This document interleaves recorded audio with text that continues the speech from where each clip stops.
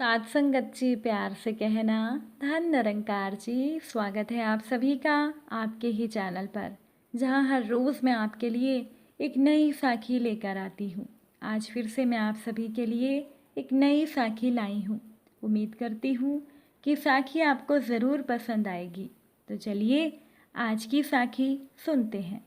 साथ संगत जी, बहुत पुरानी बात है। सुंदरगढ़ नाम का एक राज्य था, जिसका राजा सुमंत बहुत ही धनी था। वो हमेशा यही विचार किया करता था कि किस प्रकार से उसका राज्य सबसे ज़्यादा धनवान बन जाए। इसके लिए वो राजा नए नए तरीके सोचा करता था, नए नए नियम अपने राज्य में लागू करता रहता था। अब उस राज्य की प्रजा भी अपने राजा से परेशान रहती थी। एक दिन की बात है कि राजा ने सोचा कि ये बुजुर्ग लोग उसके राज्य के लिए बोझ हैं, क्योंकि ये बुजुर्ग लोग तो कोई काम करते ही नहीं, बस बैठे बैठे खाते हैं और इनके दवा और इलाज और सुविधाओं पर जो खर्च होता है वो अलग। इसीलिए उस राजा ने ये घोषणा करवा दी कि उसके राज्य में 60 साल से ऊपर का कोई भी व्यक्ति नहीं रहेगा। जिनके घरों में 60 साल से ऊपर के लोग हैं, वो उन बुजुर्गों को जंगल में छोड़ आए। अब प्रजा में कुछ लोगों को राजा का ये आदेश पसंद भी आया, लेकिन कुछ लोगों को राजा का ये आदेश बहुत बुरा लगा। साथ संगत जी, प्रजा के कुछ लोग सोचने लगे कि इस अवस्था में जब बुजुर्गों की सेवा की जानी चाहिए, तब ये राजा आदेश दे रहा है कि उन्हें जंगल में जाकर छोड़ दिया जाए। लेकिन भला राजा के आदेश की अवहेलना कौन कर सकता था।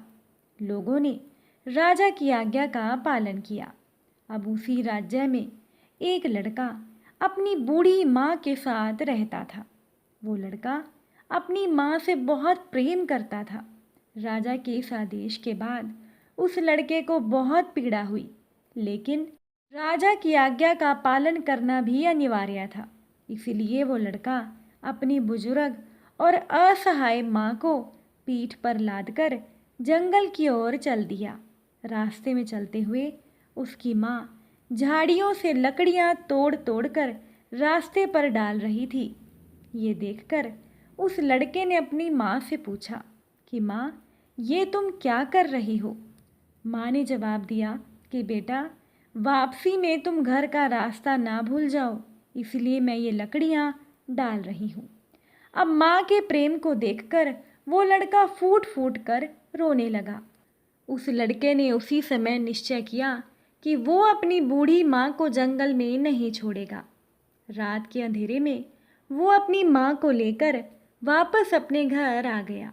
उसने अपने घर के आंगन में खुदाई करके एक गुफा बना दी, जिससे कि किसी को पता ना चले, और उसकी माँ उस गुफा में रहने लगी।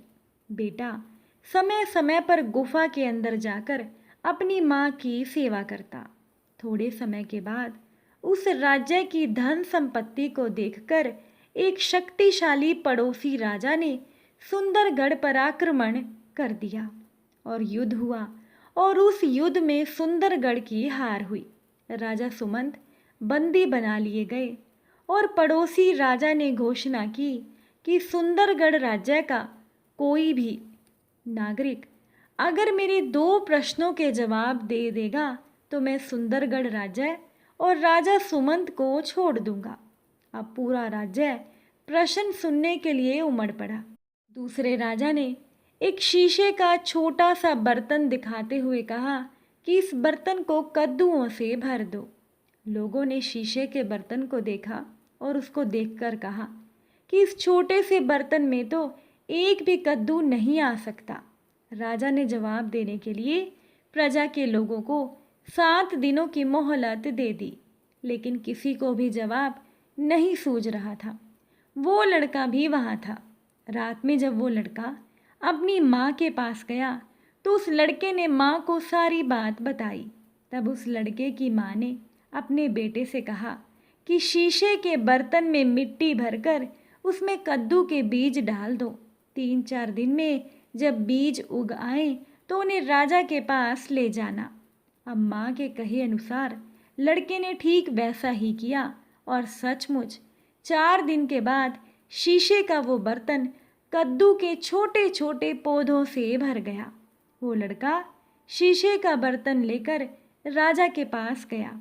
अब अपने प्रश्न का जवाब पाकर राजा बहुत खुश हुआ। फिर राजा ने एक दूसरा प्रश्न किया। राजा का दूसरा प्रश्न था कि एक जैसी दिखने वाली 2 गायें एक साथ खड़ी हैं, उनमें से माँ बेटी की पहचान कैसे करोगे? अब प्रजा के लोगों के लिए ये प्रश्न भी बहुत कठिन था, क्योंकि इसका भी जवाब किसी को नहीं सूझ रहा था। राजा ने इस प्रश्न के जवाब के लिए सभी को 3 दिन की मोहलत दी। वो लड़का फिर से अपनी माँ के पास पहुँचा और अपनी माँ को सारी बात बताई। तब उस लड़के की माँ ने कहा कि दोनों गायों के सामने घास डालो, दोनों में से जो माँ होगी वो अपनी बेटी के खाने के बाद खाना शुरू करेगी। अब लड़के ने राजा के सामने माँ के बताए अनुसार दोनों गायों में से माँ बेटी की पहचान कर दी। अब पड़ोसी राजा ने अपने वादे के अनुसार सुंदरगढ़ के राजा और राज्य दोनों को मुक्त कर दिया। राजा सुमंत बहुत प्रसन्न हुआ। उन्होंने लड़के से पूछा कि तुमने दोनों प्रश्नों के उत्तर कैसे दिए? लड़के ने कहा कि महाराज, अगर आप मुझे अभयदान दें तो ही मैं ये बात बताऊंगा। राजा ने उसे आश्वासन दिया।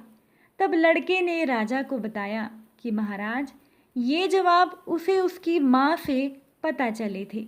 तब राजा को बुजुर्गों के अनुभव का महत्व पता चला और राजा को अपनी भूल का एहसास हुआ और राजा ने अपनी दी हुई आज्ञा वापस ले ली।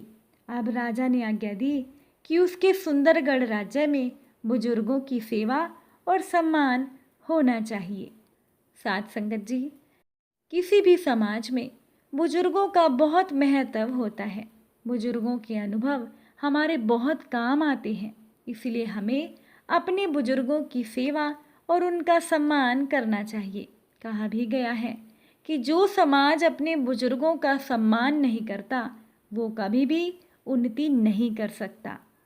उम्मीद करती हूँ कि आज की ये प्रेरणादायक साखी आपको ज़रूर पसंद आई होगी।